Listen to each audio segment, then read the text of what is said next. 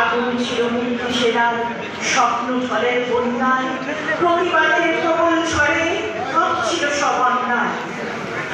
এখন সব স্বপ্ন কথা, এখন দূরের শোনা গল্প। তখন সত্যি মানুষ ছিলাম, এখন আছি অল্প। সত্যি কি আমরা মানুষ আছি কিনা সেটাই আমার সন্দেহ। আমি একজন মুক্তিযোদ্ধার সন্তান হিসেবে লজ্জিত। আপনাদের সেই সম্মান আমরা রাখতে পারিনি, আমরা লজ্জিত।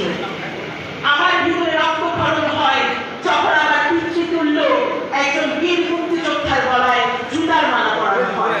আমি ক্ষয়িত হতে থাকি যখন